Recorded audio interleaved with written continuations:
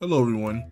With the topic of which race having more potential between the Otsutsuki and Saiyans causing an uproar on Twitter and TikTok, I would like to kind of shed some light on this topic and explain why it's kind of straightforward and unnecessary. With that being said, make sure to like, comment, subscribe. Let's begin. Now, firstly, so people won't spam with their inability to read, let's go over what potential actually means, because it's often a misunderstood term. Potential means having or showing the capacity to become or develop into something in the future, which means regardless of which race you think on average is stronger, or who has the strongest singular being, or if Shibai beats Goku, or if Goku beats Shibai, it is what they could possibly reach given the chance to. Since these races are both ones that evolve constantly power-wise and genetically with the Otsutsuki, we kind of see why it's something that is being compared on various social media platforms, minus the fact that Naruto versus DBZ, it's always a popular topic to kind of shut down Naruto fans because DBZ fans think they're always going to be stronger. Regardless of that though, now that that's out the way, let's start with the easiest and most straightforward, or the Saiyans. The Saiyans are a warrior race that thrives off fighting, even getting Zenkais are stronger in the middle and end of a fight explosively. This is shown with Goku and Vegeta and pretty much every member of the Saiyan race. They are typically have dramatic increases in power once they are angry, again showing that the warrior race within them is thriving, and they're mostly just animalistic beings who go around destroying planets, killing civilizations, and transforming into giant monkeys. They literally turn into animalistic giant apes to show their primal power. But regardless of that, the main point of contention comes in with the numerous statements that claim Saiyans have quote-unquote no limits, which is clearly hyperbole, as it just means how they never give up and continue to grow stronger within the fight. The no part is just speaking to how regardless of how much you beat them up, they would just continuously get up and try and try and try. Not that they are some infinite dimensional gods who can transcend everything in fiction. This is made apparent by how we see them multiple times not be able to do anything and often rely on power outside of their grasp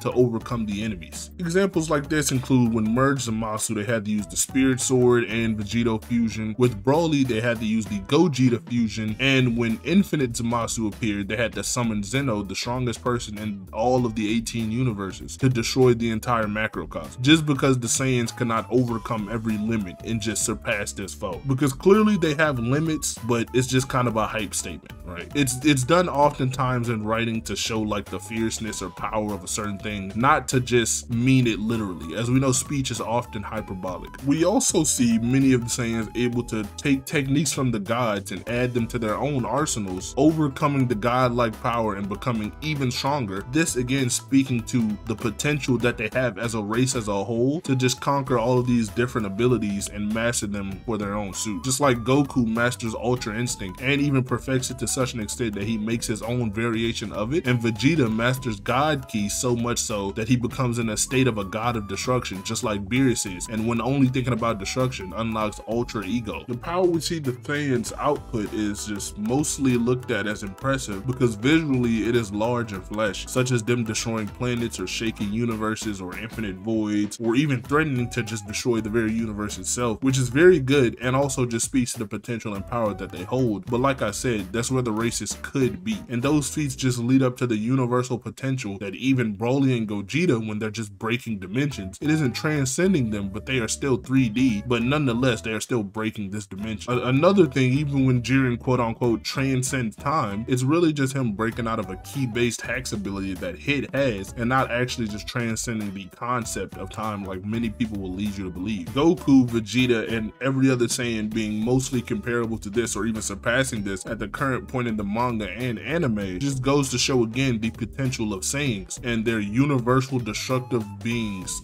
that they are. Because regardless of where you think the Saiyans potentially could be or where you think they're going to be in the future, at least right now, they are just provably minimum universal destroying beings. Even you can argue low multiversal destroying beings, just they threaten to destroy the macrocosm. This all really changes once we get into the Otsutsuki, because while, like I said, Naruto is not really as flashy as DBZ, you can't use your caveman logic on them, and once you actually take a deeper look into the things and the finer things, they become beings far more potentially stronger than the Saiyans have ever been explained to be. Now, they are both alien races that usually come to planets and take over them, destroy them, eat them, whatever you want to say. It ends in whatever civilization that held that planet completely obliterated. The Otsutsuki absorb them and get the God Tree and all of their genetic information that was stored on the planet, and the Saiyans just ravage the cities and destroy them, or just throw a ki blast at them and destroy the planet in one fell swoop. But the difference comes in what they gain after the destruction. Now, Saiyans may gain a Zenkai, or they just may gain the satisfactory of destroying a planet, but Otsutsukis quite literally evolve past their prior limits every time they eat the planets. They survive for millennia eating thousands and thousands of planets, and they update both genetically, combatively, mentally, and even just their being in general. Shibai, at a certain point of just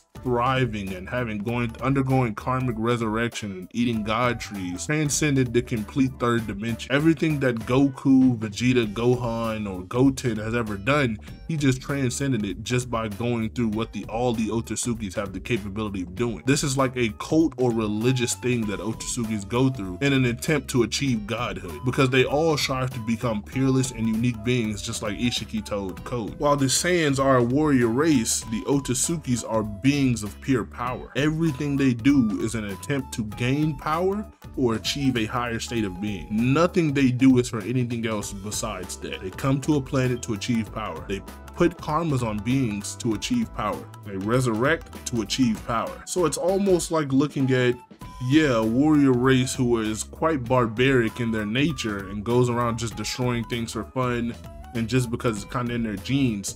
And you go to a bunch of space gods that have a religious following and religious belief that if they do this, this, and that, they will truly become these transcendental fourth dimensional beings. And we see that happen. It's also stated that there are other gods, and every Otsutsuki has the capability of doing this. So while if you think Dragon Ball has a bunch of top tiers who are way stronger than Momoshiki, Kage, and Ishiki, while that's true, Kaguya, Ishiki, and Momoshiki all have the potential to surpass those very beings. Dragon Ball and Saiyans have never been shown to have the capabilities of becoming higher dimensional beings. They've only been stuck in their universal destroying barbaric minds, which is okay. Naruto and Boruto just in general is based on more like concepts and myths and transcended Buddhist ideals, way more than Dragon Ball. So of course they're gonna have a way more spiritual and dimensional grounded connection with power scaling. That's why most of the feats in Naruto are taken as AP and statement based and hacks based, whereas Dragon Ball, they're bare bones and just destroy the planet and universes on screen. While Naruto have a being stated to be able to destroy a planet, in Dragon Ball, he would just throw a ki blast and blow it up. We see this with Frieza, and we don't see this with the Jubi and or Ninetales. That's made that way for a reason. The destructive capabilities of the characters are specifically held back to make the story more grounded, but these statements are used to show that the power is actually progressing. Now, just a little end video disclaimer, because I know people are gonna try to bring this up. I am talking about the canon versions of Naruto, Boruto, the Otsutsuki, so that means the anime and manga, and so am I for Dragon Ball and Dragon Ball Super, so that means the anime and manga.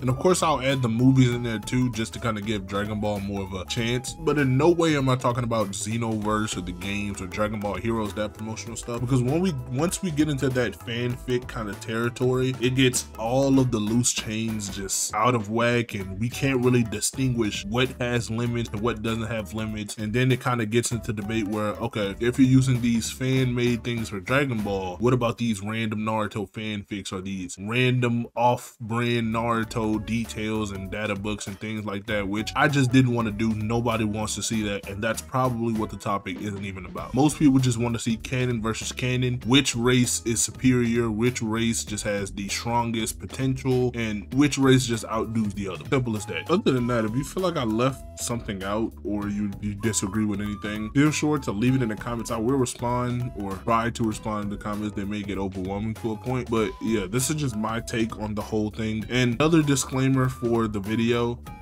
it's not like we know the complete potential of either race so far. That's just how power scaling and debating these type of topics is. It's just we use the information that we have now and come to a conclusion on what may be the case just for the end of time or until the manga ends. For all we know, Goku can be stated tomorrow 10D or 8D or something like that, and we're like, oh, Saiyans have the capability to achieve such lengths, we were wrong. Or we can be like, oh, Shibai is 2D and he was never that strong, and all of Boruto was a dream, or Infinite Tsukuyomi or something. So none of this is hardcore concrete fact, right? With that being said though, make sure you like, comment, subscribe, and goodbye.